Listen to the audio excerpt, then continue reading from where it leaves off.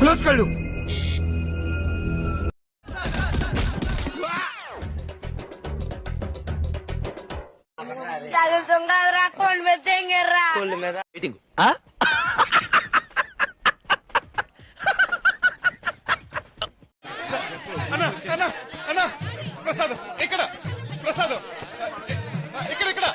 వీడు వీడి getup comedian రా.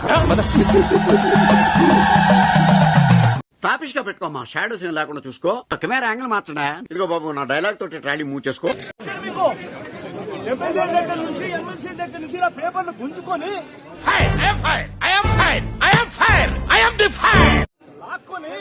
మీ ఇష్టం వచ్చినట్టుగా చింపే కార్యక్రమం చేసే అధికారం ఎవరిచ్చారు? ఒరే, నీ హైట్ కి నువ్వు మాట్లాడే మాటలకి ఏమైనా సంబంధం ఉందా? హైట్ కి దీనికి సంబంధం ఏంటి? చూడండి రావు, గుర్తుపెట్టుకో, ఎల్లకాలం ఇలా మాదిరిగా ఉండదు. చైతి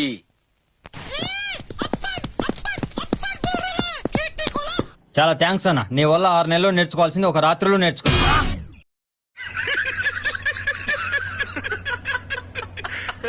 చూడండి రావు, గుర్తుపెట్టుకో, ఎల్లకాలం ఇలా మాదిరిగా ఉండదు.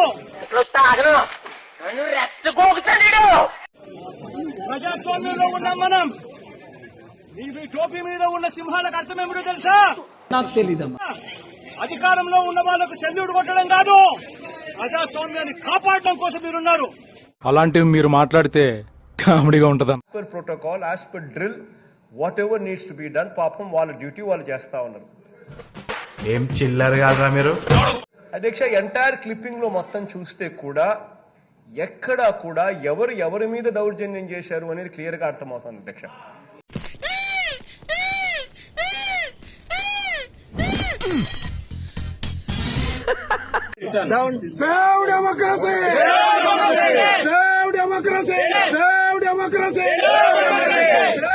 మిమ్మల్ని ఎక్కడో చూసినట్టుందండి. లేదండి, మిమ్మల్ని ఎక్కడ చూడలేదు. శ్రీకాకుళం జిల్లాలో దువ్వాడ శ్రీనివాస్ వీరంగం సృష్టించారు. దువ్వాడ భారీగా తన అనుచరులతో నిమ్మాడకు వచ్చాడు. ఇక చుట్టూ కండలు తిరిగిన అనుయాయులు చేతిలో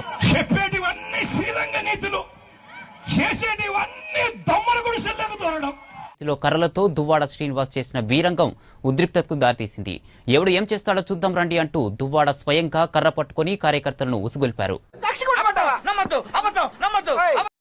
అధ్యక్ష, ఈ రోజు సభలోంచి వాకౌట్ చేశారంటే ఇది ఒక అహంకారం అధ్యక్ష. శత్రువులు ఎక్కడో ఉండరు, వేసుకుని మన కొంపలోనే తల ఎక్కడ పెట్టుకోవాలో తెలియక నుంచి పారిపోయి దాంకున్నారు అధ్యక్ష. గర్వంగా చెప్పారు. మీరంతా అత్తాపూర్ పిల్లర్ నంబర్ 377 దగ్గర గాంజా అమ్ముకునేటోళ్ళగా ఉన్నారు మీరు అందరూ. ఓవర్రా, కనీసం వినేదానికి చర్చించేదానికి కూడా ధైర్యం లేకుండా ఈ రోజు పొద్దున్న నుంచి ఒక చిన్న విషయాలకి కావాలని ఇదే షాక్ అధ్యక్ష.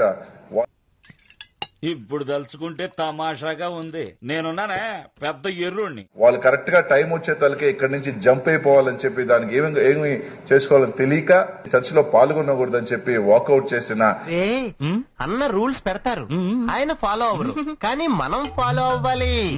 ఇట్లాంటి దౌర్భాగ్య పార్టీ ఈ భారతదేశ చరిత్రలోనే లేదని చెప్పి తెలియజేస్తున్నాను అధ్యక్ష. ఈ సచ్చినోడు కలకత్తా నుంచి వచ్చి నా ప్రాణం పాడు చేయడానికి వచ్చాడమ్మ సచ్చినోడు. 50 రోజుల లోపలే వాళ్ళు ఇష్టానుసారంగా ఏదైతే మాట్లాడుతా ఉన్నారో ఖచ్చితంగా వాళ్ళందరికీ కూడా ప్రజలు బుద్ధి చెప్తున్నారు.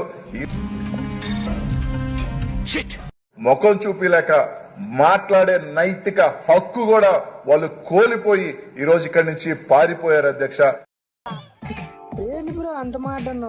అసెంబ్లీ జరుగుతున్న సమయంలో మీరు అసెంబ్లీలో ఉండకుండా ఉండే ధైర్యం మీకు లేక ఇలా నీకు దండం అమ్మా, నువ్వెక్కడ దొరికావే నాకు? ఇలా సాకులు వెతుక్కొని మీరు ఢిల్లీ వెళ్తామంటున్నారే.